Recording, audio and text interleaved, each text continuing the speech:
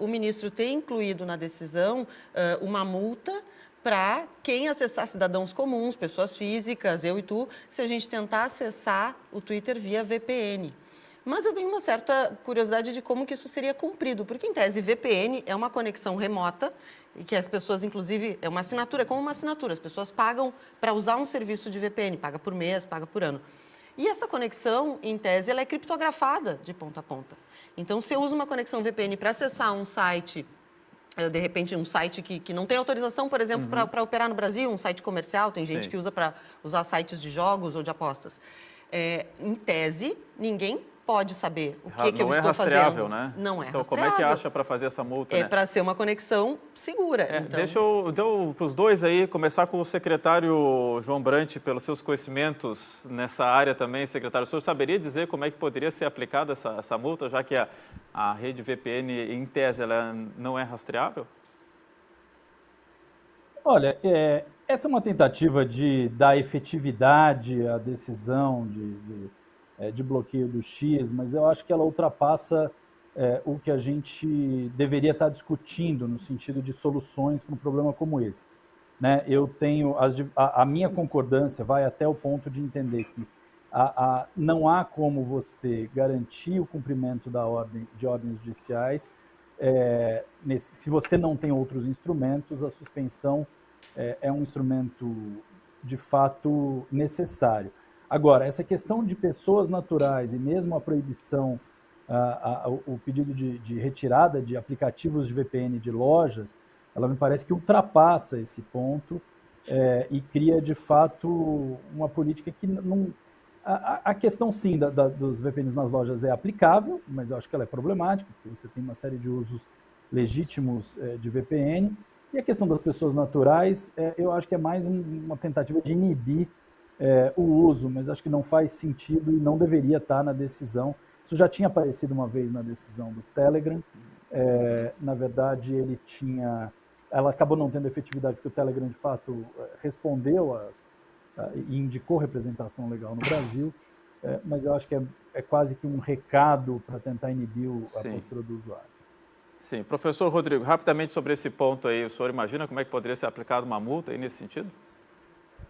Sempre o Estado pode estar colocando você na responsabilidade dele. O risco é assim, alguém está por acaso usando o seu VPN em sua casa, vão dizer que alguém está cometendo, né, um crime, né, que não existe, descumprimento de ordem judicial, e você pode ter sua porta arrombada por conta disso. Como uma adolescente citada na petição, né, de forma abusiva, que é a filha do Eustáquio de Oliveira, né, adolescente de 16 anos sendo perseguida em relação a isso. Tem outro detalhe nessa decisão, que também é importante ser dito, que de uma maneira completamente equivocada e juridicamente absurda, foi bloqueada as contas da Starlink, né, que é outra empresa que ele é sócio, mas que não tem nada a ver com a empresa X. Aqui é uma rede social e aqui é uma empresa de provedora de internet. Não tem nada a ver, de satélites de internet. Não tem nada a ver com ela.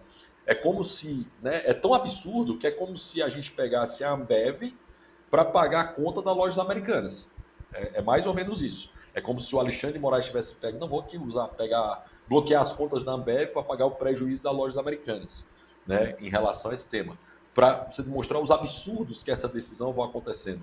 O problema que essa decisão gera é um impacto para pessoas que não têm qualquer relação com esse fato. E aí vem aquele papo ridículo, né, para não dizer um nome mais duro, de trazer o papo naquela situação que ele traz para as eleições, né?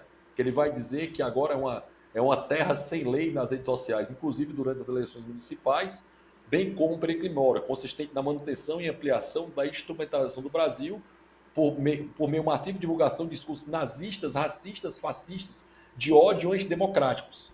Todos esses, pela nossa Constituição, todos esses discursos que acontecessem, eles só podiam ser punidos após eles acontecerem. É como se ele tivesse o Minority Report agora. Ele está punindo uma rede social inteira por algo que não aconteceu. Ou seja, ele está gerando uma punição para 22 milhões de usuários, muito importante, principalmente para quem trabalha com notícias, como vocês, certo? Porque é uma rede rápida, é uma rede de informação rápida, e ele está dizendo que por conta dessas informações nazistas, racistas e fascistas, ele está fechando a rede social durante o período eleitoral. Ou seja, ele fazendo censura prévia, o que é essa é a principal. é a principal crítica, Léo, né, a essa decisão, porque o que acontece quando a gente fala em censura prévia? É uma coisa que na própria imprensa é muito discutida, né? Quando uma entrevista, por exemplo, quando a justiça proíbe a veiculação de uma entrevista, ou seja, antes de ela ir ao ar e antes de o entrevistado supostamente fazer acusações ou agressões, se proíbe que isso seja veiculado. Sim. É mais ou menos o que acontece agora com o Twitter, porque está se partindo do princípio que esses perfis cujo bloqueio foi solicitado e nem todos os casos atendidos, mas está se partindo do princípio que eles publicarão futuramente conteúdo indevido, né? Sim. É uma pressuposição, não está se esperando que isso vá ao ar para daí tomar as devidas providências. Então, por isso se fala muito na censura prévia, acho que é o principal ponto. É como se eu pegasse um jornal e aquele artigo que foi ruim, eu bloqueasse o jornal inteiro. Ah, eu não gostei desse artigo. Pode ser que amanhã esse autor aqui fale de novo errado no jornal, então eu vou bloquear o jornal inteiro. Eu vou fazer o que no passado se chamava de emparedar jornais. E hoje em dia pode emparedar a rede social de qualquer pessoa. E tem outro ponto aí que eu acho importante quando o Rodrigo fala em afetar 22 milhões de usuários no Brasil, porque, de fato, está se prejudicando milhões e milhões de pessoas que usam a rede social, muitas vezes com o propósito de utilidade pública, de informação, quer dizer, está se bloqueando 100% o acesso a uma rede e não só daqueles sujeitos que supostamente mal usam essa rede.